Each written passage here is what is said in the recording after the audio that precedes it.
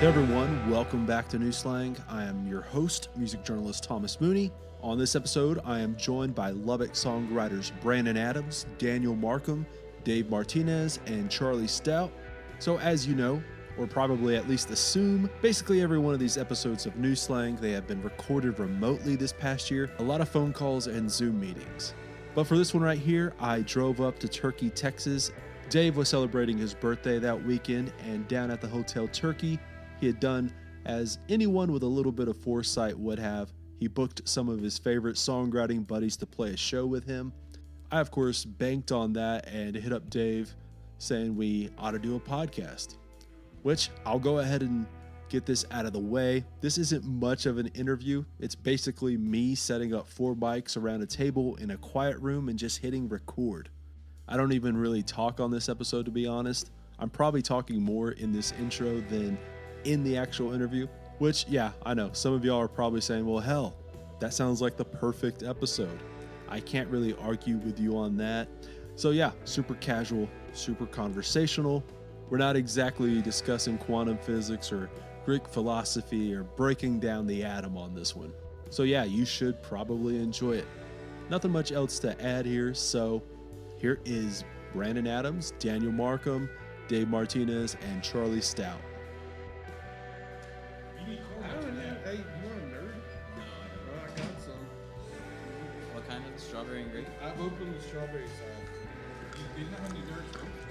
I I'll don't take some minutes. I don't know why I'm not being fun. I don't have. You share with me, you share with Charlie. I'll look at them. You can do the old Western, huh? Oh, I'll go steal. hey Daniel, will you move closer to that mic? Oh, yeah. Or move that mic closer to you, whichever works. Charlie, I think that thing's a little... I see.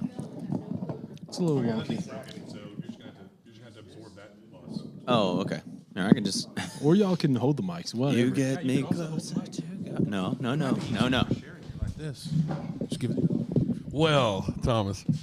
I can chip your tooth on accident. New Slang is sponsored by Check that Desert shit Door out. Soto. Think of a Soto as a finer alternative to a tequila. Someone's been listening to the podcast. Okay, so to start this out, BA, I need you to tell that story that you were telling outside earlier. These guys haven't heard that story. Which one? About the tide. Oh, I get to start out telling that story? Yeah. That's a good icebreaker. Okay. All right. So I just start talking? Yeah, I've already started recording and everything, so it's... Okay, so a long time ago, Markham might know, and I think it was before Charlie or Dave were around, but do y'all remember a place out by Justice Burke called Jesse James? Oh yeah, I love Jesse James. Okay, they were sweet people, really, really great folks. And I remember they did a festival out there one day, and can't remember who I was playing, a lot of local great folks, and there was this old man that had been drinking there all day, and he got there, he rode up on his horse, and then he tied his horse to a tree and put some feed out for it and everything. And then it come about dark, and he went outside, and he said, I got to go home. He goes out to his saddlebag and pulls out a bottle of Tide, like detergent, and just starts soaping up his horse, like getting it all, getting a lather up on him.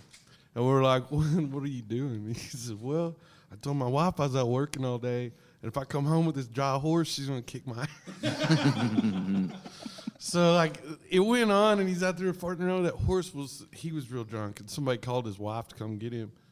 And she pulls around the corner there off 87 in like a $100,000 white Cadillac. Are we interrupting you? I didn't mean to. I was in a text message, man. Oh, that's cool, man. It's your birthday. It's your birthday. I didn't mean to do that. Dave's over here watching YouTube videos. Creed. So anyway, long story short, we she comes around the corner driving this $100,000 white Cadillac, and they tied that horse off on the bumper, and he got in, and she drove like 5 miles an hour back to the ranch house with that horse and that old drunk guy. Oh my God. That's hilarious. This shit you see. Carly, you want manual focus? Okay. I think I've heard that story before. Oh well, a lot of the music guys were there. Tugboat was there. Shad was there. I think I was there. I had to have You been might there. have been there, Yeah, yeah. I had to have been there. It was a great day. It was when Tugboat like fell asleep in the back of his truck and his shirt like got halfway up his stomach, so like the bottom half of his stomach was sunburned. Oh, like the yeah. under part, you know? Class, yeah. The never see sun part. And I just remember him having a really bad day. Yeah. Poor guy. Yeah.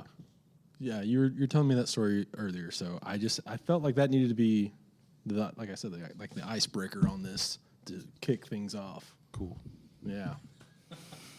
So, yeah. Dave, it's your birthday. Yeah. We're up here in Turkey, Texas, and yeah, old school Lubbock kind of guys, middle of a pandemic. Yeah, I didn't really prep for this. It really feels like the ice hasn't been broken yet, Mooney. Oh. I think we need another story. You want another story? Who's it? Dave, Dave's full of stories. I don't know. Let me think. I'm not prepared. I wasn't prepared Well, to how tell about the story. you just start off with like your morning with Dub? Yeah, that was yesterday Oh, morning. yesterday morning with Dub. So Thursday, I played a show and stayed out way too late.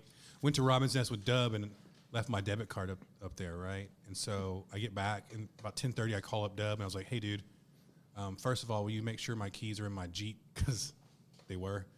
And I was like, let's go up to Robin's Nest. I'm going to find my debit card. So we go up there, and Deb's like, I'm not getting out. I'm not getting out the car. Just go in there and figure it out. I was like, we'll just go for one. Just for one. He's like, all right, just one. I was like, no problem. So I go in there, and I was like, hey, do you have my debit card? I left it here last night. And they go through some stuff, and she's like, no, I don't. I was like, it's okay. I have another one.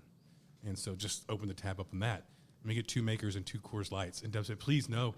And then next thing you know, it's 2:30 in the afternoon, and I'm drinking with this old lady named Blanche who came in an Uber and had the guy escort her in because she's in a walker. But, yeah, that was 11:30 in the morning. Yeah, dude. Some people just really know what they want, you know. No, dude, there was a bunch of professionals in there that day in Dub. Dub didn't make it very far into the day. The people you meet in the bar are very different at 10:30 in the morning than the ones you meet at 10:30. Those are the people that want to be at the bar, and those are my people. I don't know if they want to be there. They need to be there. Yeah. It's like nurses are at the bar, then like people that work at night and stuff. Yeah, well, they're like regulars that come in at that same time because 2 guys come in and pound a few shots. And like, all right, we got to go back to work. Like, whoa, what are y'all doing? Like, recess is almost over. They got to go back to school, start teaching the kids. Hey, open heart surgeries don't do this. Yeah, they don't. I mean, who wants to have surgery by a doctor that's sober? That doesn't make any sense. Yeah. Yeah, take the edge off. Where's the risk in that? Yeah, it's my birthday. So Happy birthday, Dave. Happy birthday, Dave. Happy birthday, Dave. If anybody's wondering about Dub Wood, he is still alive. Nobody was wondering. Nobody. Well, his mom might listen to the podcast. She follows me on Twitter. On the Twitter. Yeah.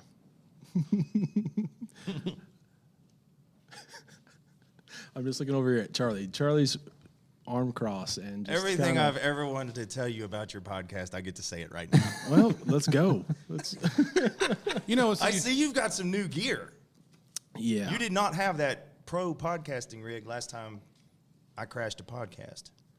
No, yeah, it was on the way. So this is your first time to be invited on it? Yeah. Yeah. Moved to Lubbock in 2007.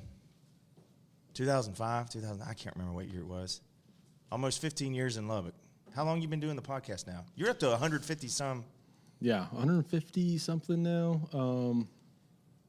I don't know, like the last 4 years now, 4 or 5 years, something like that. Yeah. I listened to the one with Mason Server just Mason. recently. The most recent episode that you did prior to recording this one. That is not a guy you would walk up to on the street or in a bar and think, here's a guy with 2 college degrees. Speaking of, these are Mason's microphones here. So thank Did you, he Mason. leave 'em? Yeah. All right, Mason. We're playing through your Samson drum mics tonight. Yeah, we did. Samson. Mason and I got annihilated at Cook's Garage together on Thursday evening before Robin's Nest. Yeah, before. He's one of those guys where his education doesn't betray him. He still comes off as the real deal. Yeah, as we talked about in that podcast, and I was talking earlier about with Okay, Brandon. now I think the ice is broken. Oh, okay. Thanks, Carly. Well, BA was asking about him earlier, and one of the things I said was that he said on the podcast was, if I had tried doing this at 20, I would have wanted it too much. It would have been something I needed too much to try and have any kind of success, and I would have squandered it. And right now, like, I don't need anything like this. It's, passing the nerds around. Hey, man, it's a shaker. That is right there. That's the last rattlesnake. Go right make there. a record. Record today. This nerd box.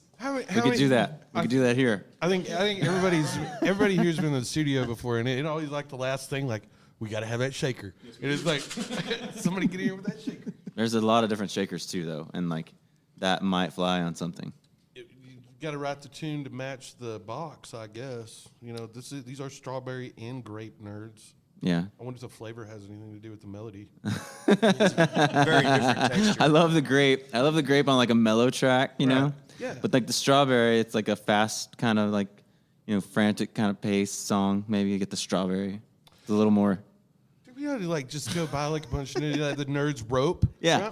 Just use those like beat on a drum and have like a very nerd percussion. Why do that when you could play a cajon? Yeah. Get them. Because you can't buy a cajon at all. They just drove by in a G-Wagon. They're probably here to see us. Cajones are actually full of nerds. Like that sound. Yeah, it's nerds. It's like super packed, like nerds in like really tight like wax paper. So it's like a snare drum. Oh yeah, I'm hip to it. I mean, let's put this together, Daniel, and maybe we'll run with it. I don't know if Dave and Charlie are interested, but Yeah. Charlie's like anti-cajon. Yeah, no matter Charlie what. hates the cajon. Oh, so have you had Brian Finley on the podcast yet?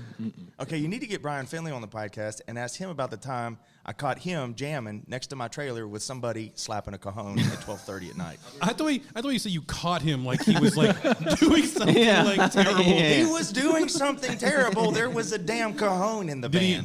What did his face look like when he saw you? I waited till they were finished playing whatever song they were doing, and the cajon did that little final cajon roll. And then I said, Brian, you are too talented to be playing these songs with somebody over here slapping on a box. I don't want to hear this thing for the rest of the night. Charlie's like an Good old night. man. I can't believe there's a cajon next to my trailer. You asshole. Like, And then I marched off, and I could hear one of them say, was he serious? And I responded by turning the lights off on the trailer. yeah, you are an old man. Yeah, you kids get off my lawn. I don't care if it's Bob Wills and everybody's here to have a good time. I am not if it involves a cajon. I agree. They shouldn't be a cajon at Bob Wills anyway. That's what I was kind of thinking. Okay, but I didn't see that, and in my defense, I was blackout drunk that whole weekend. So I'm glad you took Someone up the slack has on to that. take a stand. I guess it's you. Yeah. I'm glad you found your calling. Now, I really need you to have Brian on the podcast now and get his side of the story, because I'm sure it was less funny to him than it is to me. Dude, so I don't know if y'all know this story, but I think Charlie was there. But Brian and Jerry Slater invite this guy that they know from Lubbock, and he shows up and he's like hammered, like can't stand up. He's like, his toes are gripping the earth, like he's just moving back and forth and slowly going, right? I was like, who's invited this guy? And they're like, oh, we don't know him. We just work with him. Well, did you tell him you were here? Yeah. Well, so you invited him. And then he goes to Pat's barn, and he's just drunk, right? So they try to kick him out. And Levi Fowler pushes him, and the guy shits himself. This is a Thursday night in Turkey, Texas. And we put him in the back of his car, and somebody throws him some shorts, and then we never saw him again. Dang. Levi Fowler makes me feel the same way.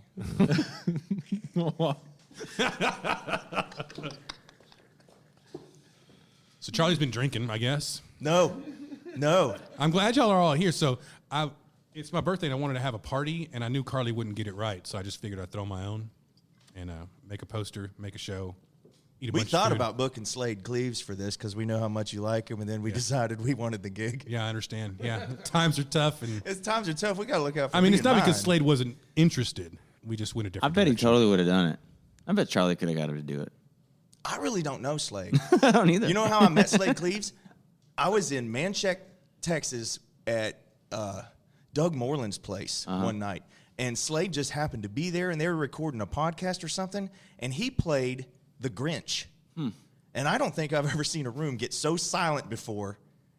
It was almost sacred. It's like I believed he was going to do the things he said he was going to do in that song. It was you ever meet a person that you just know that they would probably kill you if you crossed them? Yeah. That's how Slade, that is how for Slade sure. made me feel when he played the Grinch. I think Clay Walker said in the Neon Eon that emotion isn't in your vocal range, it's in the tone of your voice, which is why you can, if you're not a great singer, you can still deliver emotion. I was terrified. Because the tone of Slade's voice during the Grinch. He really ripped your head off, did he? It was believable. So That's just pretty cool. That's that's a good story. It's not as good as watching you take pictures of Daniel on a couch, which I'm going to leave like just no context there. That was weird. The thing though that gives a lot of credence to Charlie's story though is that Doug Moreland chainsaw, and you're not scared of him. Yeah.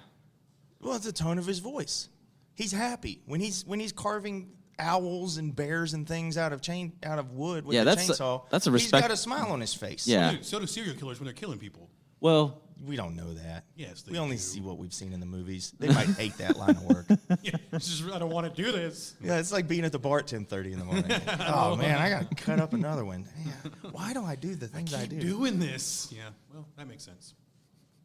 At some point, you're going to have to hit record, Mooney. I already hit record. At some point, we're going to have to get better at telling stories. Yeah, it's probably the host's Markham, problem. Markham, It's tell just- us about Halloween. what about Halloween? The three of us. I wish you'd have been there, Brandon. He I was invited. I invited him. I got invited to the Halloween thing, but like my immediate reply was no. That was how that went down. Well, let us tell you what you missed. Markham wore a dress. Yeah. So Just for a it's matter of fact. Yep. it was Halloween, and for the second year in a row, I bought a black dress and a witch hat, and my hair is long now, so I was like, I'm gonna be a witch. It's so easy. I'll just put on some black lipstick, wear my boots, and done. And I didn't really tell. I was hanging out with Carly and Dave and Charlie in Fort Worth, getting ready to go to Magnolia Motor Lounge. And I didn't really tell. I said, I'm going to put my costume on. And I just I went into their bathroom, and I put on my, my witch outfit. His dress. All I remember about that was I watched Carly go back to the bathroom to get ready for the evening, and then I hear footsteps, and I turn expecting Carly to come out in a black dress, and it is extremely not Carly wearing a black dress. It Well, was- now I understand your reaction. It but- was very much Daniel Markham with a little bit of a stubble and no way. I black lips. shaved my. I shaved. I don't remember that. I shaved Yeah, on the right. balcony I shaved. of our Airbnb. Yeah, I shaved on the balcony with your iPhone as a mirror. It was a long day. It was a long day and a short gig, as I recall. Yeah. I got Charlie into Pantera on the way to the show. Yeah, he taught me about Pantera. I'd never heard All of I had to do was Pantera play a in my song that entire had the life. words Fort Worth in it, and he was like, "Oh hell yeah, Which song did you play? Hellbound." It says Fort Worth in there, so he was like, "Oh hell yeah." Which is another hell yeah. You'll get into them later.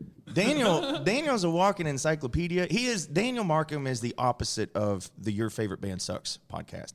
Because every band that they've done an episode on, Daniel loves that band. And I'm like, Daniel, you need to listen to what they said about your favorite I band. can't listen to that podcast because it just makes me want to That podcast is so great, though. It just It sounds like a podcast you'd like. Also, how did you not know about Pantera? I thought all white people were born knowing about they've Pantera. sold millions of Raised records. Baptist, buddy. You got to learn that kind of rage in high school. Oh, yeah. That makes sense. It's true. Yeah, we had Ray Boltz and Steve Green when I was in high school. It is a wonder I'm here with y'all right now. I saw Ray Boltz one time. I think it was at McMurray in Abilene. I saw Petra a bunch of times. Dude, I never saw Petra. That's I awesome. saw Newsboys a bunch of times. Yeah. I never saw DC Talk. Ooh. I saw them separately at Cornerstone Festival. They all had solo albums, and they all came out and did separate sets on the main stage, but they didn't play together. I was like, oh, come on. I think there was something to there's so many parallels between the contemporary Christian music scene and the Texas country music scene. It's all very much the same, just without the beer. Yeah. No, there's beer. Yeah, those dudes party. I'm sure they do, but I never saw any of it. Well, you weren't invited. Obviously, I've never been on Petra's bus. I can't imagine what happened. Do you know? Come on the bus. We're fixing to study the book of Luke. Are you guys familiar with the glass cactus in? Is that in Grapevine? Somewhere in the mid cities. It's one of the. It's like a big. Oh yeah, you're right. Fancy venue. Anyway, like on the lake or something. Anyway, Charlie Shafter, we opened for a certain person. I won't name them. Oh, but come on. They were in. That's what makes these stories so good. No. He was a singer for this really great, like a popular Christian alternative band in the late 90s. Okay. Anyway, and so we're just we're hanging out with this guy, and I was like, oh yeah, I totally know who this guy is because I've seen the band, and it's cool to talk to him. And I was like, oh, I thought he had made a record with someone who I had made a record with, and I said, have you ever worked with so and so? And he's like, who's that? I was like, oh, he has the studio in Austin. He's like, oh yeah, he's a musician down in Austin. I was like, yeah. He's like, oh man, yeah, I think I know who you're talking about. But it was just like, dude, Man, for real? you just saw behind the curtain of Christian music. But he had he had a couple of whiskeys in there. Like they were ready to go. They were ready to party. Man, I've always said sincerity is the key to life, and if you can fake that, you've got it made. So I mean, maybe I wouldn't even care if any of those people did that, like to get loose or something before their show. I mean, just feeling the Holy Spirit. I mean, I wouldn't be surprised if like a lot of the That's Christian. a great time to talk about Desert Door. So would you be surprised if I told you I was drinking Weller earlier just to loosen up? No, 'Cause I was. No, I'm just talking. I wouldn't be judgy about Christian rock bands getting drunk at their shows. Like I wouldn't care. It's like, well, they are a rock Mark band, is the nicest know. person in the world. Well, you know what though? Like, if you have a tour scheduled and your one guy's having a baby and you got to hire a heathen Right. to whatever that guy needs to get through the night, right? So you want a bass player or do you want? Yeah. Right. Yeah. No, I get it. It's cool. I'm glad we dipped our toes in those waters. Did you ever play a church gig? Did you I ever know, have a regular yeah. Sunday? I did. Yeah. I played bass and guitar. I've done a bunch of those because they pay really And well. drums. It's like, Yeah. dude. Mine never paid. I had to do it out of the kindness of my Well, heart. I've done a bunch of free ones, and That's I where grew it up in a wins. church, and I grew up, I used to play guitar, and I was terrible. This is my first electric guitar. It was one of those red Fender Strats that everybody buys as their first Strat. Had Texas special pickups in it. I couldn't play it. And so the worship leader would give me parts to play, and we'd set a delay that matched the tempo of the song, and then he'd give me like 2 notes to play. And I'd play these 2 notes during the verse, and I'd get another 2 notes during the chorus or whatever. And he kind of taught me how to do like those little layered production elements. You're not the lead guy, you're not the rhythm guy, you're just the guy that we have up here because it's an 18-channel board and we were only using 16, right? Right. So I learned how to play those real little tasteful, just little notes here and there of just little splashes of production elements is all they were. Well, this guy, this was before I even lived in Arizona, so this was like in 2002 or something. Years later, I'd be visiting this guy in California, and he was the worship pastor at a church up in, I think it was Sacramento. It was somewhere near Lake Tahoe, I think, because that's where Yeah. we were. Well, there was a prison riot at Folsom Prison, or there was a lockdown. It might not have been a riot. The story gets better every time I tell it. The prison caught on fire. No, there was a lockdown, and his guitarist was a guard. And so I had to sub for that guy on Sunday. Oh, cool. With my old worship pastor, and play this guy's guitar and his Line 6 rig and the whole bit. It was completely a church gig. There were no amps on the stage. At the prison? No, the guitarist that really had the gig was at the prison. Oh, he was in I prison. had to play at the Oh. church because the guy had to stay at the prison I during thought you got to play in San Quentin. Oh, no. No, Dalby in Post-Texas. You came to the wrong podcast if you wanted a story that cool. So one time I played at a cockfight. Have you ever been Yeah. to a cockfight? Yeah, like some friends of mine had hired me to play it right after I got started going, and I was like, sure, man, I'll play. And we got there, and we didn't know where it was until like that afternoon, and then we showed up with all these. They didn't. Yeah. They put, we weren't telling anybody. There's probably about 80 to 100 people there, and everything was going on. And we had a hell of a time. But I mean, I huge found this cock prison fight. story, and I was like, man, yeah, that's probably the weirdest thing I've ever done. I mean, gig wise, what's the weirdest gigs y'all done? Dude, I just described it. Oh, there's one in New Orleans that our band had. The to whole do. background was just listening to modern worship music, and just being like, I could have written a better song than this. I wonder if God ever gets tired of hearing this over and over. God hates U2. with a, His a least favorite band. God hates U2. You got to hear this podcast. It's called Your Favorite Band Sucks. One of the first episodes was U2. Did they talk about how God actually hates U2?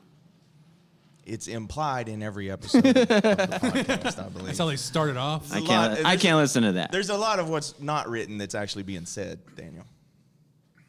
The reason Charlie loves this podcast, and we've talked about this, and it's because of I guess your theory on it is that we all have like nostalgic ties to all these bands. Mm-hmm. And Yeah, that, you like, were 13. You and I talked about this before Tyler even started that podcast. We went down to the Big Ben one time, and I asked him to show me the song that the New Slang podcast came from. And he started playing me this band, and I was like, This band. this stuff sucks. And I was hurting his feelings. I have this way of hurting Mooney's feelings usually about his podcast. But I was like, this music sucks. Tell me something. Why do you like this band? Were you like 13 when you discovered this band and you were emotionally vulnerable and the music just moved you in such a way that it became a part of your life? So much a part of your life that you named your entire flagship podcast over the word New Slang. Oh, you're talking about the Shins. I didn't want to say it out loud just like he didn't want to say it. It's not like he was So-and-so's like, name. I don't think they're going to stumble across this and be like, I can't fucking believe Charlie Stout used our name on this the podcast. thing about the song about New Slang was not necessarily because like the emotional ties or anything like that, but because I thought it was just like maybe a clever magazine title as far as like talking about what's current. So the early days of what you were doing, when you were just kind of covering Lubbock music or the music that came through Blue Light, New Slang was kind of like, what's the new slang? What's the latest thing all the kids are saying about music in Lubbock? And then you kind of branched out from just like Lubbock to everywhere. Stuff, yeah. Because there was like KTXT and there was like a scene, but once that was gone, there was like a void for like that kind of coverage. I think of like just. When I came to town, there were two issues in Lubbock when I arrived in town in 2007. One was it was a dry town, and they were gonna make Lubbock wet, and so you could get beer anywhere except for the Strip, which R.I.P. the Strip. And the second was bumper stickers everywhere that said "Save KTXT." Yeah. But like there was not. I think my friend Ben did like a thing called Culture Greyhound for a while, and it kind of like had a few names, but there wasn't like what you were doing. I mean, you kind of like stepped in and took over like this cool thing that was missing.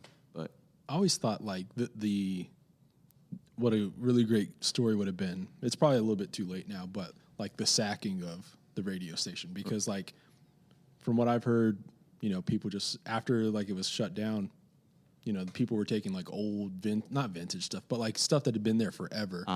That you kind of just like, all that stuff gets built up over time as far as like just like the plugins of like liners and stuff, or like old sessions. Like I heard about like an old 97 session that's kind of like a lost thing or stuff like that. I thought like that would be kind of an interesting story about kind of like the sacking of Rome in a way. Yeah.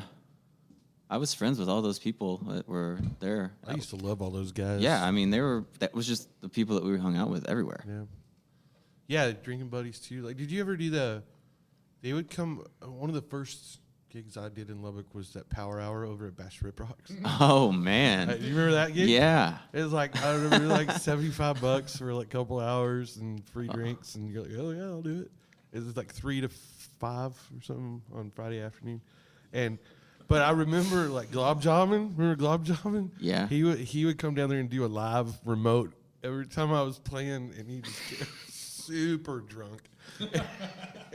And they'd all have that front table and play trivia and listen to me play every Friday. I did that. I had so much fun.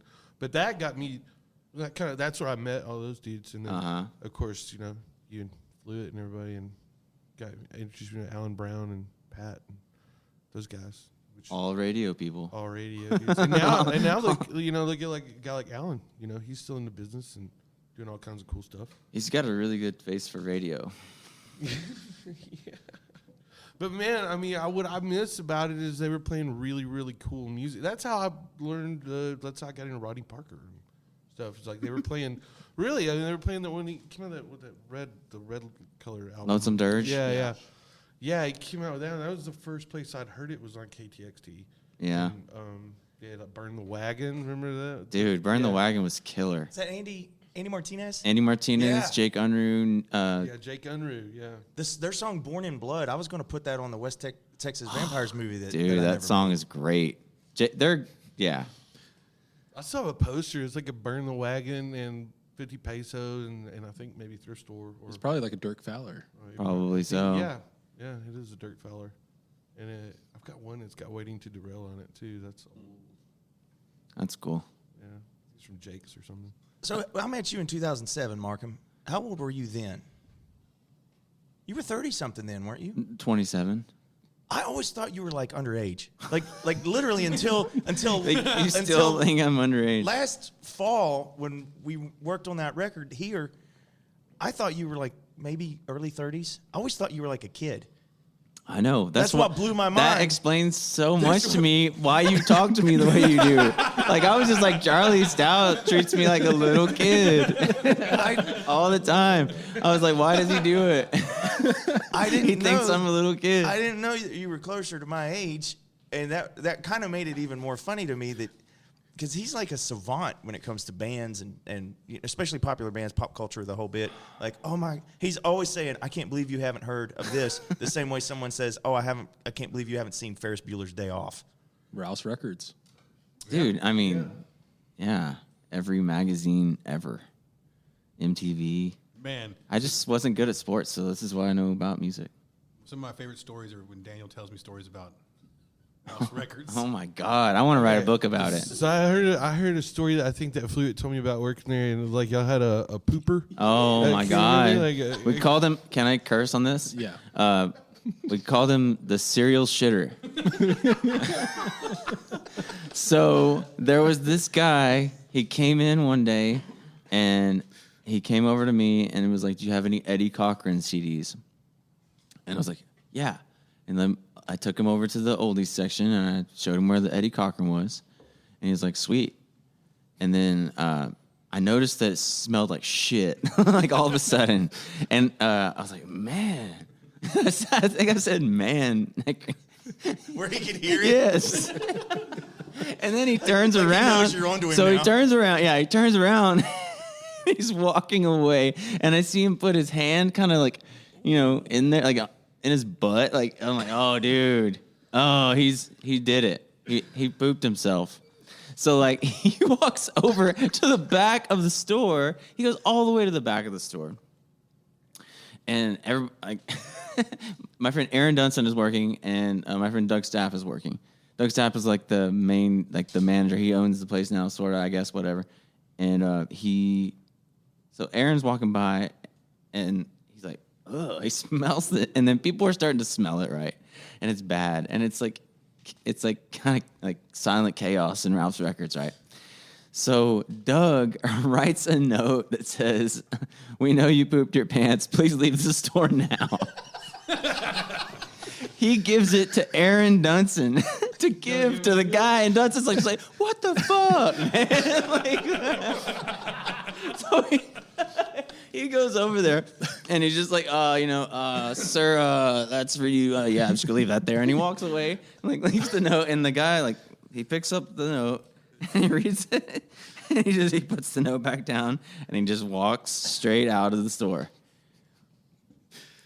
Dude comes back like 7 months later. 7 months later. And he's just like, shits himself again. Like same thing happens. And like apparently I guess he's been in several. Daniel worked there for longer than I did, so he'd be able to tell you. But yeah, serial shitter. That guy is real. There's a lot of people that are characters at Ralph's, and I really would like to write a book about them. I have the same experience at Doc's. Yeah, Some I'm of them sure. involve Ralph's employees. Oh, really? Yeah, like coming into Doc's when they're after work. Oh my gosh. Yeah, no, it's pretty crazy. Pretty crazy town. Yeah, the note thing is like usually when you slip a note, $50,000 in unmarked bills. Yeah, sure. Not- Or play wagon wheel. Yeah. yeah. Do you know friends in low places? Just silently, just gonna leave this here on the edge of the stage. It's cool if you don't. It's cool if you can't play it, but it'd be a lot cooler if you did. I'm gonna leave a note on. Man, Jerry on your Serrano side. tried to fight somebody one Monday night. Oh yeah. Over. Were you there? Yeah. So I happened to be up on stage doing the songwriter night on Monday night, and some dude who everybody knows he's a regular, but if you're paying the bills and keeping the lights on, you get to do whatever you want because you kind of have a stake in the bar at this point. So a regular comes up to me and he's like, "Hey man, you play Friends in Low Places?" I'm like, "Ah man, I can't. It's songwriter night. We can't do covers. I'd love to play that song for you, but maybe tomorrow. If I'm here, I'll play it for you tomorrow." Boy, he wasn't having any of that. No, sir. He got belligerent with me, tried to get up on the stage, and Jerry got in his face. I've never seen Jerry Serrano. I've never seen an unkind word or a mean word. I've never seen his temper. And he squared off with this guy. Big old cowboy-looking dude. Like, if he wasn't a real cowboy, he could probably still throw a punch, right? Jerry didn't. Jerry was fearless. Brought the Mexican and Jerry out just like that and just bowed up to this guy and said, "It is Monday night. We don't play covers in this bar on Monday night. And if you don't like it, you can get the fuck out." And by that time, Lance had showed up to back. Like, Jerry, don't. Yeah, Lance is literally like, "I don't want to back this play, man. You de-escalate, dude. De-escalate." And Jerry he was ready to pop off right then and there. It was a prison riot between two people in the blue lights. That's awesome. Lance talks them both down. Buys Jerry a couple shots. Jerry's literally at the bar just doing this. He's like shook up. He's ready, man. Adrenaline's pumping. I'm like, "Dude, you gotta breathe or something, man. You need some water? Do you need a shot? What do you need, buddy? Just calm down." It was just a request. So, speaking of blue light, there was a few years back. It was my birthday, but BA was opening up for Willistown Ramsey next door, and I was real bummed because I had to miss it. But we met up with him afterwards, and this is like the first time Carly's spent like my birthday with me. So we're there at Blue Light, and I'm just getting hammered, of course, right? And after a while, this guy breaks his beer bottle and like starts just scooting it underneath a chair or something. And I was like, "What a jerk!" So I get the broom and sweep it all up, throw it away, and put it up, and come back with the broom and just hit the shit out of this guy with the broom, right? Like in the chest, like pow. And he looks at me and he was like. And he walks over to Six and he's like, "Hey man, this dude just hit me with the broom." He's okay. And he's like, "Yep, I believe he's got to go." "No, you got to go." And Carly's like, "You hit him with the broom and he's getting kicked out?" And I was like, "Yeah, it's crazy, huh?" I think we had to leave shortly after that because I started to drink way too much. Hey, tell them about that time that you guys kicked out of that Applebee's in the Hobbs. Hey, that was a joint effort on that thing. So, for whatever reason, Brandon and I decided to play a 2-night stand at a sushi gig in Hobbs, New Mexico. That's the worst gig we've ever done together. Oh, man. So, the first night we're there, it's kind of fine. And then we drink too much, and we go to Jim Dixon's house and stay there. And then the next day, there's nothing to do in Hobbs, so we smoked cigarettes at Allsup's and counted stray dogs all morning. So we go back to the sushi place to play our coveted second night, and they've changed the tab because of what we've done the night before. And so we're like, "Man, this place sucks." Like, they didn't think we could get through a $400 tab. and so. So our tab is run out, and there's this old guy sitting next to us. He's like, "I'll buy y'all drinks. Cross Street Club Red." And we're like, "What is Club Red?" "It's Applebee's after 9 p.m. Club Red. Club Red. See you, Club Red, baby. So we go over there, and this old guy's just buying us all our drinks. And I don't know if this is just Hobbs, New Mexico, or this is Applebee's universally, but they wouldn't serve us shots unless we had X amount of beer. Like we had to drink so much because you couldn't have 2 drinks at once. So that was a mistake. New Mexico, man. And so we're hammering these things down, and eventually we have to pay for our own drinks because the old guy has found like a young Asian girl to talk to now. He's no longer interested in us. And so we're just sitting there drinking. And the lady's like, all right, guys, time to go. And we're like, man, closing time already. That's wild. She's like, no, you two just got to go. Like, get kicked out of Applebee's. And so we walk out. And we're like, well, what are we going to do? There's got to be something to do. There's a Buffalo Wild Wings across the street. So we walk over there. And the place smells like bleach because there's nobody in there. That lady's been cleaning. You know, she's ready to go home. And I walk up there, and I was like, can I get 8 Jaeger bombs? And she's like, for what? Me and my buddy. And she says, no, get the fuck out of here. Dang. Yeah, man, they hated us. Yeah, they hated us. They hated us. Everybody kept telling us to go to this place called Wrinkles. It's a bar inside the hotel. They're like, they'll love you at Wrinkles, and it's where all the old people go. Oh, yeah. Wrinkles. Yeah. We make friends. Oh my God. Every time that comes up, I reshare that story. Like, today's the day we got kicked out of Applebee's.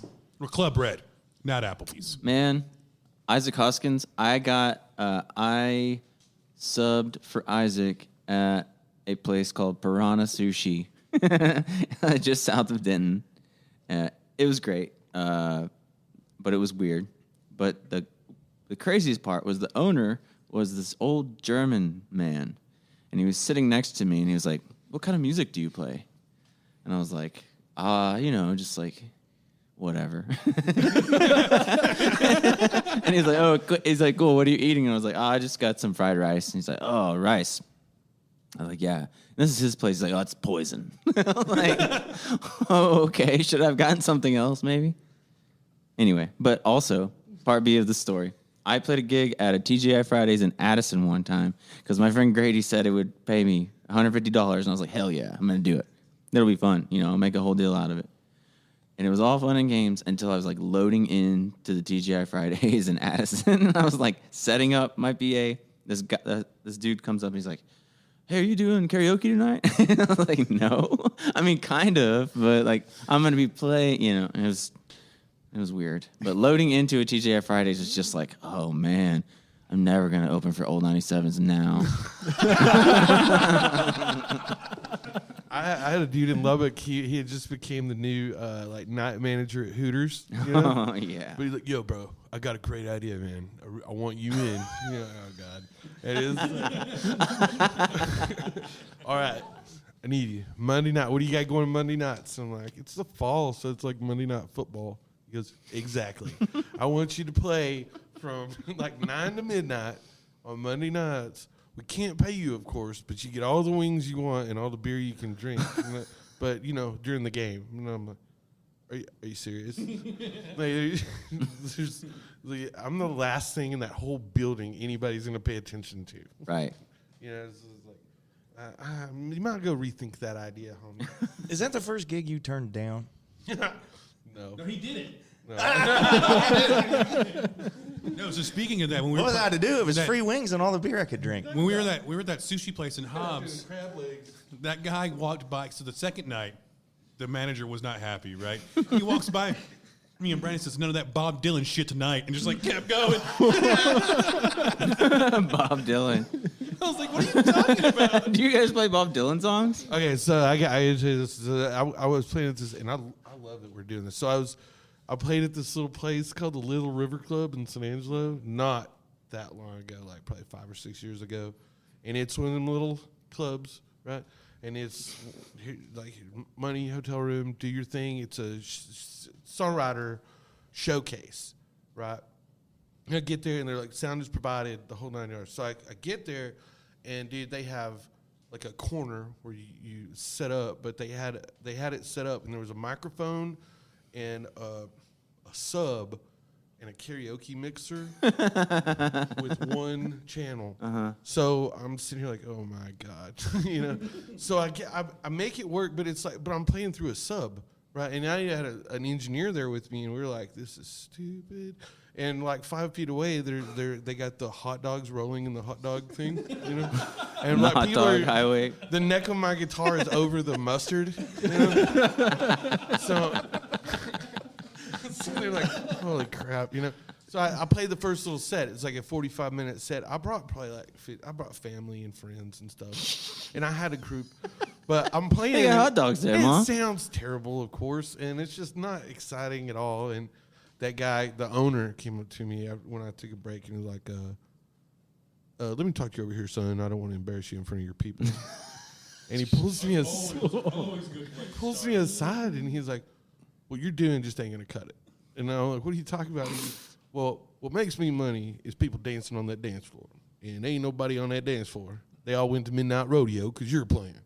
I'm like, holy shit, man. Like, who did you think you were hiring? Like, Brooks and Dunn? Yeah. Like, this is a songwriter thing. I was like, nice PA, by the way. You know, so, and my dad is standing right there. And I was just like. Are we going to be honest with each other now? Can I start telling you some truth? Exactly. So I just kind of unloaded on him. Yeah. Like, this is some bullshit anyway, so I don't want anybody to know I was ever here. So I walked in the bar, and I bought everybody that I knew a shot on my tab, and I got my guitar and left. That was the end of that one. But Solid. But yeah, I mean, hey. So this one time, Casey Berry calls me. He goes, "Hey, what are you doing tonight?" I was like, "Nothing, man. I got nothing. You playing the Blue Light?" "No, I'm not playing anywhere." "Well, come on up to Amarillo. I got something for you." Well, heck yeah. Casey owed me money at the time, so I figured I'd drive up to Amarillo, spend $100 getting there and back, and I might get $100 from Casey, you know, for playing some gig. Well, I get to this place. It's called Wings and Things. And it's like a Buffalo Wild Wings, but it hasn't expanded to a franchise. It's still the initial vision of the founder. So I get in there, and it's a songwriter contest. Oh, what? And he's like, "Yeah, man, I got you. You're up here. You're up here right at the very end. You're next to last." And I was like, "Oh, cool. Thanks," because I swore off I would never do another songwriting contest in my life ever. Again, Right, yeah. I won the first one I ever did. Me too. In like 2004, and from that day forward, I was like, this song, are you saying? Yeah, there's a song called "You'll Never Set Foot in My Chevy Anymore," and it won. Whoa. It was great. And I was like, really, if that's what won this songwriter contest, I'm never entering another songwriting contest again, as long as I live. And Casey finds a way to get me to go back on my vow and do a songwriter contest. So I go in there, and Craig Vaughn, I remember Craig, that's how I met Craig Vaughn from KPUR. And he was hosting it. And they had a couple Bose PAs set up, and I didn't know you could make a Bose sound bad, but I heard some music that night that was like, wow, these things were supposed to make everything better. And I just kind of wish I could low crawl out of here, but I had to sit through the entire thing because I was the last one or second to last to go or whatever. So I decided, well, I don't really want this, so I'm going to play the grisliest, goriest song I had, which at the time was Front Porch Swing, where the girl hangs at the end of the song from her front porch. She kills herself. And then I had to do a second song, so I did Pistol Full of Bullets, which is about a guy who walks in and finds his girlfriend with another man, and he shoots them both, and then he drives himself off a cliff and kills himself. And I was like, these songs are sure to not get me anywhere with the radio or with this contest or with anything. Nah, second place. You know who won first place? Randall King. Oh, my God. Randall King. Hey, so was that place in Amarillo or was it in Canyon? I don't remember. It's the Some same nerds. drive from Lubbock. Some more nerds. I think it was in Amarillo. I think it was Amarillo proper. Zach Wilkerson was at that thing, I believe. That's cool. He kind of knows that story, too. Years later, Brandon would pitch me Mirror, Mirror, and I'd turn it down. Brandon, I can't write this song. I don't have this in me. You recorded the first verse of that song in your On your basement. birthday. Yeah, it was my Your 36th birthday. 36th birthday. Yeah, and Charlie felt bad for me because I was just drinking alone on my birthday, and he's like, "Come over to my studio basement. I've got some beers. Why don't you sit here and get drunk and just play guitar, and I'll press record and just play all the shit you want to play, get off your chest." And I played a bunch of halfers that I had just been working on, just ideas, and Throwing roses in a hole. I was like, how is the saddest thing I could write about? And So I was trying to really go out there and explore some lyric shit and melodies. But I did. I laid down that first verse of Mirror, Mirror on my 36th birthday. He comes up with Mirror, Mirror on the Wall, and I said, Brandon, where do you go for a second verse? Whiskey, whiskey in a glass. And sure enough, that music video was just Randall pounding a bottle of whiskey. So I guess to Randall's credit, too, I didn't have to figure out a way to rhyme glass and ass and stuff like that. So, yeah, I mean, definitely worked out. I'm sad I turned that one down. If I'd known then. You'd have done a lot, though. I mean, Randall did a really good job on production of that song. It sounds really, really good. I wish Randall was here right now. Yeah. Where's Randall? Nashville, I haven't probably. seen. Oh, is he? I haven't Yeah. seen Randall in a long Probably time. flying around on a jet with Parker McCollum if I know Randall. I haven't seen Randall since still lives in the Lubbock, last he lives songwriter in deal Lubbock, we yeah. did. Yeah. Drinking some cowboy coffee. I've never written. I remember that. I remember that. I have never written. I've never drawn his name at that thing. I I always end wrote- up, every year I draw Ross Cooper's name. Every year I draw Daniel's name. I wrote with Randall. What'd you write? You guys cut a demo at the studio there, didn't you? No, No, that was him and Shafter. Oh, okay. we wrote I can't remember what it was like, but Yeah, it- okay. Hey, let's. You guys wrote a song. Oh, yeah. last time. Yeah. About, I'm a werewolf. Not that one. yeah, I No. forgot That about one- that. I think Wade wrote that when we were just doing I was machine gunning ideas. just trying not to. Yeah, that was. That was an interesting one. The song that we wrote about that dude, yeah. Yeah. that was tight. What the hell? We always write these songs and we never do anything with them. You know, when I do play, I'll play it. Hey, shit, I might play it later. I don't know. Yeah, that song was good. I liked it, and I keep kind of jamming the demo just to keep it in my brains. You and I just like write songs in a weird place. It's like We're weird guys. just different. Like we take a different approach, I think, than Brandon hit me up about a song one time. He goes, Charlie, I want you to help me on this. I want you to write me a song. It's going to be like the heartbeat of the highway or something like that. It's going to be about driving home, like after a gig or something. And I was like, cool, I'm going to do this. And so I sat down. I just didn't write a song. I put down drums, bass, guitars, the whole bit. I mean, I Yeah. produced it on that little 8-track, you know. Mellotron. No, I didn't have a Mellotron. But I did like a lead part and a rhythm part and acoustic part. I laid down acoustic drums. I actually played the drums on it. I sent the whole thing to BA, and I was pretty proud of it. And he gets it.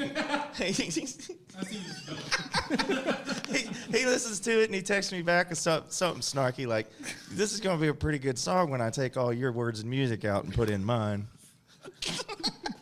Yeah, so he sent me that demo, and it was like exactly the sentiment I was going for, but nothing like I wanted it to sound at all. Yeah. So I just rewrote it. and then that's On Through the Night is through what, the night, that's yeah, what that on the became. album.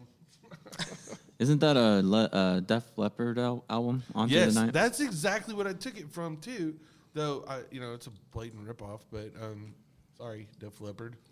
I'm sure I like no the- one I'll give you ever. an I album. bet they were the first one to ever say "On Through the Night," ever. Exactly, that's my thoughts. I don't But think at the- anybody's going to be hysterical But at the about same it. time, I was listening to the On Through the Night record a lot whenever I was doing that one. It's like I love that album. Yeah. I mean, it was back when they were young and we're not going to get into Def Leppard, but I mean, like, or we We can if y'all want can. to. I mean- I will. I'll go there. But, yeah, that was really my Def Leppard. I grew up. It was my favorite band when I was a kid too. So anyway, that was my tip of the hat. They played in Odessa one time. It was on Adrenalize album, the tour for that. They played in Odessa, and my friend Kelly went with his mom, and he asked me if I wanted to go, and I was afraid to go because I thought my parents wouldn't like it if I went, and so I didn't even try. Right. So next day, I'm like Kelly's telling me all about the show and how killer it was, and like lasers and stuff, and like I was so bummed about it. And I told my mom, I was like, hey, my friend Kelly he got to go see Def Leppard last night. And she's like, oh, you're kidding. That band's cool. I was like, oh, I'm such an idiot. What's a band that your parents turned you on to, or a songwriter that your parents turned you on to that you dig? Barry Manilow. I did not see that coming. Barry Manilow is awesome. Dude, Barry Manilow was What about awesome. you, I saw him Mooney? in Vegas. Oh, for like me, like as far as my parents, I mean, my dad was not much of a like a music guy. He was more like, you don't need to buy a CD, you got radio. My mother, though, I mean, I can go back to like the Def Leppard kind of stuff. Like, I got another podcast just about 90s country. And like my mom had, you know, the Country Weekly subscription and that kind of stuff. Because back then they would send you a CD too, like a mixtape kind of CD. Bunch of that stuff. I mean, like she was always into like 80s hair metal kind of stuff too. So all of that kind of stuff. Yeah. Some people just call that rock and roll, dude. Yeah. Well, I mean like the Poison kind of shit. Like No, I mean, yeah, like that's and totally. that's what she primarily listened to. But I mean like the 90s country stuff is like what stuck or has stuck with me primarily. My mom always encouraged me to listen to like the metal music and rock music and stuff. But when I was a kid, what got me into even playing music, made me love music. My dad played guitar, so you could smell the amplifiers, you know, and you open that guitar case and you could smell the whole thing, you know. And so she would get me and my brother and sit us down like when we were little kids and turn on her black light, and she had this Velvet Elvis poster, and she would make us a pizza and sit there and listen to Alabama on vinyl. Nice. And smoke her cigarettes while we're eating pizza. Yeah. But I would have to sit there in the black light listening to Why Lady Why, which is like why I play that song too later on. Memories and shit. But that was what got me in it from them. Back when like country music had bands. Yeah. Like not singing groups. Bands. Like Little Texas. Yeah. Yeah. I mean, like Blackhawk. Sawyer Brown. I liked Sawyer Brown. Oh, Black Hawk. Yeah. The Mavericks. The Mavericks I are got cold, and dude. thrown in the back of a cop car at a Black Hawk show once. You did? Look at you guys. Like, no, I'm not making this up. I was out behind Blue Light. I just recorded like a metal demo of a BR549 song, and I wanted to show it to some of my friends, and they happened to be out there, and they had some weed on them. And these cops roll up while I'm jamming this song, and they separate everybody. They didn't see anything, and it was all smoked up by the time the cops arrived. So, but they hooked me up and put me in the back of the cruiser, and one of those SUV ones, and hit the little recorder, and then came back and just asked me all these questions about, what are you doing there? What are you guys doing? This will go a whole lot easier on you if you just tell me the truth. And I'm like, okay, when they say that, they don't have anything on you. They're looking for you to incriminate yourself. Oh, I just recorded a song and wanted to show these guys that I could turn a country song into a rock song with some distortion or something. I gave them this whole big detailed thing, and at that point, it's probably starting to kick in. If you've ever been paranoid before, I can promise you there's no safer place to be than handcuffed in the back of a cop car. Yeah, you're already. The fear is nothing worse is going to happen to you the whole night. Dude, me and you have been handcuffed together in the back of a cop car before. Remember that? Yeah, we were coming back from Amarillo. We're in the back. We weren't handcuffed. But we were in the back of a cop car, and he's texting me in the car. Was this Amarillo or was this Midland? That was Amarillo. And we were coming in on the interstate. I remember Midland. I had a light out, and my tail light out, and that's why we got pulled over. But we got put in the car for other reasons. But he's sitting there. He's sitting there texting me like, "Don't say shit. There's microphones in these cars." Yeah, they can hear your thoughts. My attorney Charlie's over here giving me advice, and I'm like, I wasn't gonna say shit anyway. But like, that's my first time in the back of a cop car, Charlie. That's so. I got pulled over one time, going to Amarillo or coming back from Amarillo one time, and I had your suitcase in the car. And had Waylon Payne was with you. I had to explain that to a cop. Some of this stuff isn't mine, sir. Yeah, I swear to God, dude. Okay, so you know how when you have like a bottle of ibuprofen spill and you just kind of put it in a bottle or whatever? That's what had happened. But it was like Tylenol and nothing bad. There was no like. They brought a drug dog out, and the drug dog couldn't get a read on anything because he kept getting goat's heads in his feet, and he kept just like crying. He wouldn't stay on. He wouldn't stay on, so he would never indicate if he smelled anything or There not. weren't so. any drugs in that bag, Charlie. I don't know what was in your bag. There weren't any Brandon. drugs. I took them when you took my bag. That's as close to being an outlaw as I ever want to get. I'll leave them with you. Yeah. We play outlaw country music. What have you done wrong? Parking ticket. Yeah. No, so there's one time that I thought us three, we're definitely going to go to jail when one of our friends drove us from one bar to the other in his Jetta and ran over a curb. Well, let's not say his name because he doesn't need the glory And for this every story. single light on his dashboard came on. I was like, dude, you fucked your car up. And we're like, oh my God, there's no way a cop did not see you just run over a median. Like, no, we made it though. Oh my God. You get a new red dirt Jetta now. When I was growing up, my dad listened to a bunch of disco. So like he made me listen, didn't make me, I wanted to listen to like this guy named Joe Tex. And he uses this song called Don't Want to Bump No More with No Big Fat Woman. And it's a hilarious tune. Yeah. Is that the song your parents turned you on that made you want to become a songwriter? Yes, Dave? that is that Is that one. your story? That is the one, dude. And Rod Stewart and Faces. My mom listened to that. Ooh, yeah. Oh, Faces. Yeah, we went down a rabbit hole with Yes, Faces we the other did. day. And they fucking rule. That song was like 17 minutes long, but it never once got boring. Yeah, it was cool. I like long songs. I think they're cool. I was built for AM radio. Minute and a half. Well, here's a good place to wrap it up. Thanks to our sponsors, Blue Light Live, Desert Door Sotel, and Hot Damn Coffee. Thanks to Thomas Mooney for hosting this thing for us. I am glad that you threw this together, Thomas.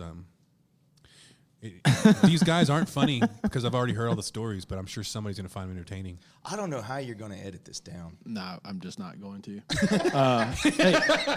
Phone calls, people coming in and out. It's just real. Yeah. Hey, before we wrap it up, though, BA, you're out there doing stuff like land adjustment kind of shit. Yeah. What's been like the strangest thing you've come across as far as like found out in the middle of? Like my day job stuff Yeah. now. Yeah, so I do like land surveying. And, yeah, we found some pretty crazy stuff out there. We did a ranch out in Big Bend and found a drug plane that had crashed in the mountains. Yeah, it had taken off right by Onaga and crashed up in the mountains at Shafter. And we found it in a canyon. The ranch manager knew it was there. He'd been there like 10 years, but no one goes there because it's in the middle of nowhere. But so we found that, found some graves. That was pretty intense. But that was like right where I was telling my buddy who was with me, I was like, man, I think people are watching us. So got pretty paranoid and got out of there. I don't know. See a lot of really cool stuff. A lot more cool stuff than crazy stuff, like old markers that were set in the 1850s and everything. Yeah. So, yeah, if you want to chat about West Texas history, I'm your guy. Brandon's going to write Texas in 1780. No. Well, he's got the Horsehead crossing hat on, so. Hey, man, that's some cool stuff, though. Horsehead. Oh, yeah. Yeah. That was really interesting one, too, because it's just so, there's so much history involved with it. And you get out there and everything's so alkaline, like salty. And Yeah. there's no fish in that part of the river because it's all salt water. Brandon, right after everything I've ever done, Brandon's always given me shit for not doing it the same way he does. So when he started the Sad Bastards, I came on and just opened a bunch of Sad Bastards shows for Brandon. I've probably played more shows with you than with anybody. You know, I told Charlie one time, this is like just mean this advice. is about what I was getting It ready was to like, say. I don't know if it's the same thing, but I told him one time, I was like, you'd be better off. He like asking a question about how to improve his songwriting. And I was like, you'd be better off putting that guitar down and picking up a shovel. I love that, though. There's something to that. I mean, my shovel's a camera, I guess. Right, But, yeah. but there's something, and so he used to give me shit for, well, hey, you should do what I do and start a band. Back when I was just playing acoustic gigs opening for him. And then I started a band. And then Brandon quits the Sad Bastards and goes, hey, you know what you really ought to do? Fuck that band. And, okay, don't need a band. I guess I don't need a band. And then Brandon gets a day job. And he's, hey, you know what you ought to do? You ought to come out and do some surveying with me. Like, whatever I'm doing, it's wrong. I will come survey with you. See a lot of people with Brandon, I don't yeah. need to call my dad for disapproval. I Yeah. just say, hey, Brandon, what's up? Yeah. And I get condescended. Well, Now, okay, like a dad, there's a whole lot more to that story than he's letting on. Like, let's flash back to when, hey, I'm going to start a band. Well, I had already had a band for several years at that point, and he starts one. That lasted, what, like a month? Oh, yeah. Oh, yeah. Long enough for you to make those shirts and do a few rehearsals. I have one of those for you in my car right now. Perfect.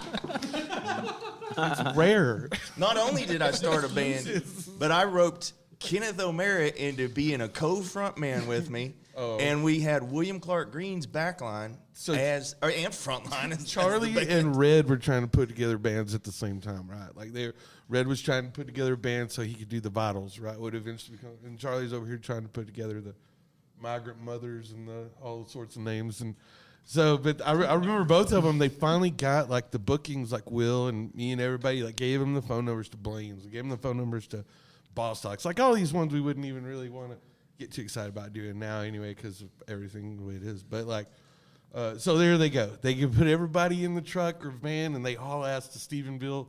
They do their gig. They come back. All their musicians want $100. They made 200, and they had to pay cash. There they go. They all call me and Will like, "How the hell do you guys do this? You lose a lot of money." So good luck. And then that, then they all. Oh, boy, that did not take long for that dream to die. Yeah. Well, yeah, let's go get a beer or something. Do it. Cool. Thanks, Tom. Thank you. Hey, well, thank y'all. All right, that is it for this one. Thanks for listening. And yeah, I'll see y'all next week for more episodes.